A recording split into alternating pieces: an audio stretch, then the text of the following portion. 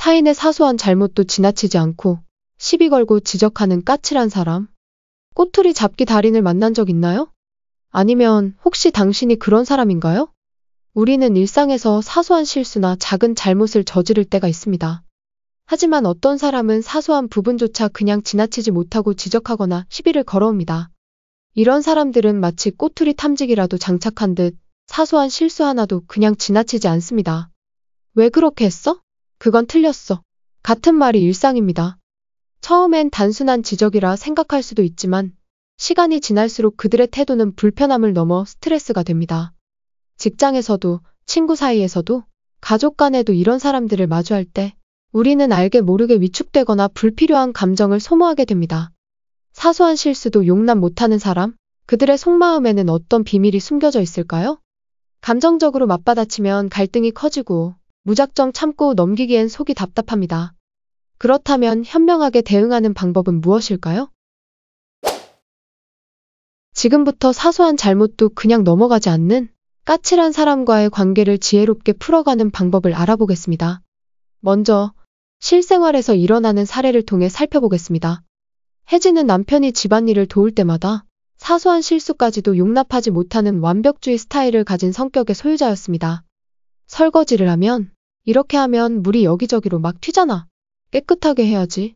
라고 하고 청소기를 돌릴 때에도 이 방향이 아니라 저 방향으로 해야 먼지가 덜 날아가. 라고 하고 또 빨래를 개킬 때면 이렇게 개면 구겨지잖아. 똑바로 다시 해. 라고 잔소리를 합니다. 남편은 처음에는 아내의 꼼꼼함을 따라가려 노력했지만 점점 지적받는 것에 마음이 불편해지고 있었습니다. 결국 집안일을 하려는 의욕이 사라졌고 어차피 내가 해도 계속 지적받을 바에야 차라리 안 하는 게 낫겠다라는 생각까지 하게 되었습니다. 이와 같은 혜진의 행동 뒤에는 몇 가지 심리적 요인이 숨겨져 있습니다. 첫째, 자기 불안과 낮은 자존감이 원인일 가능성이 큽니다. 자신이 불안정하다고 느끼는 사람일수록 남을 깎아내리며 우월감을 확인하려는 경향이 있습니다. 작은 실수를 물고 늘어지면서 나는 저 사람보다 낫다는 안도감을 얻는 것입니다. 둘째, 강한 통제 욕구가 원인일 수 있습니다. 자신의 기준에 따라 모든 것을 질서정연하게 유지하고 싶어 합니다. 사소한 잘못이라도 눈에 띄면 이를 바로잡아야 속이 시원해지는 성향을 보입니다. 이는 어린 시절 엄격한 규율 속에서 자라며 형성된 성격일 가능성이 높습니다. 셋째, 타인과의 관계에서 우위를 점하려는 심리가 작용할 수 있습니다. 지적을 하면서 상대방을 무안하게 만들고 자신의 권위를 지키려는 의도가 숨어 있을 수도 있습니다. 이는 자신이 관계에서 주도권을 잡고 싶다는 무의식적인 표현이기도 합니다. 이처럼 까칠한 사람들의 행동은 단순한 성격 문제가 아니라 그들의 내면과 깊이 연결되어 있습니다. 하지만 문제는 이들의 지적이 상대방에게 불편함을 주는 것을 넘어 관계를 망가뜨린다는 것입니다. 위 사례에서 혜진은 모든 것을 자신의 기준에 맞춰야 한다고 생각했기 때문에 남편이 한 행동에 대해 끊임없이 평가하고 지적했습니다. 그녀의 의도는 남편이 더 효율적이고 깨끗하게 집안일을 하도록 만들기 위한 것이었겠지만 오히려 남편은 점점 더 심한 부담을 느끼게 되는 반대의 결과로 나타났습니다. 특히 주목해야 할 점은 혜진의 태도가 상대방의 동기를 약화시킨다는 것입니다. 심리학에서는 이런 현상을 학습된 무기력이라고 부릅니다. 처음에는 상대가 잘해보려고 노력하지만 아무리 해도 인정받지 못하고 계속해서 부정적인 피드백만 받으면 결국 어차피 해도 소용없다는 생각이 들어 포기하게 되는 것입니다. 즉, 이러한 행동은 집안일에 대한 남편의 태도를 개선하지도 못할 뿐만 아니라 남편을 도움이 안 되는 부정적인 존재로 스스로가 인식할 수도 있다는 것입니다. 이는 배우자뿐만 아니라 친구, 직장 동료, 다른 가족과의 관계에서도 유사하게 작용할 수 있습니다. 그렇다면 어떻게 해야 이런 악순환을 막을 수 있을까요? 먼저 상대의 행동을 있는 그대로 인정하는 태도가 필요합니다. 완벽하지 않더라도 잘하려고 노력했다는 점을 먼저 인정하고 긍정적인 피드백을 주는 것이 중요합니다. 예를 들어 남편이 설거지를 했을 때 고마워, 덕분에 한결 깨끗해졌어 라고 먼저 인정해주는 것입니다. 그리고 만약 고쳐야 할 부분이 있다면 비판적인 어조가 아니라 개선할 방법을 부드럽게 제안하는 방식이 효과적입니다. 예를 들어 설거지를 하면 물이 좀 튈 수도 있는데 다음에는 이쪽 방향으로 해보면 덜 튈 것 같아 라고 하면 상대방도 덜 부담스러워하고 개선하려는 의지가 생길 수 있습니다. 또한 완벽한 방식이 아니라 서로의 스타일을 존중하는 태도도 필요합니다. 혜진의 경우 자신의 방식이 정답이라는 고정관념을 내려놓고 남편이 하는 방식도 충분히 괜찮을 수 있다는 점을 인정하는 것이 중요합니다. 꼭 본인의 기준에 맞춰야만 하는 것이 아니라 다름을 받아들이는 태도가 관계 개선에 큰 도움이 될 수 있습니다. 결국 관계에서 중요한 것은 완벽한 결과가 아니라 서로가 함께하고 있다는 느낌을 주는 것입니다. 서로를 존중하고 인정하는 태도가 부족할 때 사소한 지적이 쌓이면서 관계는 쉽게 악화될 수 있습니다. 그렇기 때문에 작은 실수에도 예민하게 반응하기보다는 상대의 노력과 존재를 긍정적으로 바라보려는 자세가 무엇보다도 중요합니다. 실제로 역사적 위인들이 이런 일을 당했을 때 어떻게 현명하게 대처를 했는지 사례를 소개해 보겠습니다. 첫 번째 사례. 벤저민 프랭클린 효과입니다.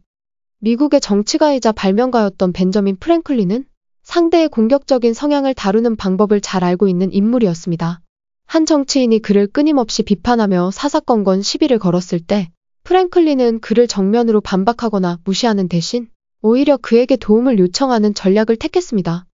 그 정치인은 바로 미국의 독립혁명을 반대하고 영국과의 관계를 유지하려 했던 펜실베이니아의 대표적인 친영파였던 조지프 갤러웨이였습니다. 그 전략은 엉뚱한 제안을 하여 상대의 마음을 혼란스럽게 만드는 심리전이었습니다. 프랭클린은 뜬금없이 그 정치인이 매우 아끼는 희귀한 책을 빌려달라고 요청했습니다. 상대방은 처음엔 당황하고 의아했지만 결국 책을 기꺼이 빌려주었습니다. 사실 프랭클린은 그 책이 전혀 필요하지도 않았습니다. 며칠 후 프랭클린은 천연덕스럽게 책을 돌려주면서 귀한 책을 빌려주어서 감사하다는 편지를 보내며 고마움을 표시했습니다. 이후 그 정치인은 프랭클린에 대한 생각이 호감으로 바뀌게 되었고 이후 둘은 좋은 관계를 맺게 되었습니다. 상대가 까칠하게 구는 이유는 심리적인 방어기제가 작동하기 때문입니다. 따라서 상대가 나에게 도움을 줄 수 있는 기회를 자기적으로 만들어 방어기제를 깨뜨리고 호감을 형성하게 하는 방법인 것입니다. 즉, 상대가 나를 싫어하더라도 사소한 부탁을 통해 관계를 개선할 수 있음을 보여주고 있습니다. 이는 인간이 자신의 행동을 정당화하려는 심리를 이용하는 것으로 내가 그 사람을 도왔다는 것은 내가 그 사람을 싫어하지 않고 있었다고 생각하게 만들어 인지부조화의 방어망을 스스로 제거하게 하는 것입니다. 인지부조화는 사람들이 자신이 옳다고 믿는 가치관이나 태도가 실제 행동과 충돌할 때 불편함을 느끼게 되는 현상을 말합니다. 두 번째 사례. 처칠이 사사건건 자신을 비판하는 정치인인 낸시 에스터를 유머러스하게 한방 먹이는 일화입니다. 영국의 첫 여성 하원 의원인 낸시 에스터는 영국 사회에서 여성의 정치적 권리를 확립하는 데 중요한 역할을 했으며 보수당 소속으로 활동했습니다. 특히 처칠과 여러 차례 논쟁을 벌이며 유명해졌습니다. 낸시 에스터는 처칠의 실수나 단점을 콕 집어 비판하는 성향이 강했고 한 번은 처칠에게 이렇게 말했습니다. 만약 내가 당신의 아내라면 커피에 독을 타서 당신을 죽이고 싶을 거예요 라고 독설을 퍼부었습니다. 그러나 처칠은 웃으며 이렇게 대답했습니다. 만약 내가 당신의 남편이라면 기꺼이 그 커피를 아무런 의심 없이 마셔버렸을 겁니다. 왜냐하면 나는 당신을 믿고 있기 때문입니다. 처칠은 상대의 공격을 심각하게 받아들이지 않고 상대방이 자신의 비난을 스스로 부끄럽게 여길 정도의 유머로 대응함으로써 분위기를 반전시키고 그의 비난을 잠재워버렸습니다. 즉 공격적인 상대에게 진지하게 반응하는 대신 유머를 활용하면 불필요한 갈등을 피할 수 있는 좋은 방법이 될 수 있습니다. 여기서 중요한 건 가급적 감정이 실리게 보이면 안 된다는 겁니다. 자칫하면 싸움으로 변할 수도 있기 때문입니다. 정말 아무렇지도 않게 심드렁하게 말해야 합니다. 이러면 상대는 뭔가 황당함을 느끼게 될 것입니다. 세 번째 사례. 프랑스 철학자 볼테르에게 모욕적인 언행을 일삼는 귀족에 대한 일화입니다. 프랑스 철학자 볼테르는 권력자들과의 신경전에서 자주 기지를 발휘했습니다. 한 귀족이 그를 비웃으며 말했습니다. 당신은 내가 가진 모든 것, 즉 돈과 명성을 부러워하고 있겠지요. 그러나 볼테르는 태연하게 미소를 지으며 답했습니다. 부럽긴 합니다. 하지만 단 한 가지 당신이 나를 부러워할 것이 있습니다. 귀족은 그의 말에 어이없어하며 다시 물었습니다. 그것이 무엇입니까? 볼테르는 씩 웃으며 대답했습니다. 내가 당신과 같은 사람이 아니라는 사실입니다. 그의 뼈있는 한마디에 귀족은 굴욕감을 느끼지 않을 수 없었다고 합니다. 이처럼 유명 인물들은 유머와 논리를 이용해 상대를 역으로 제압하며 자신을 방어하는 방법을 탁월하게 활용했습니다.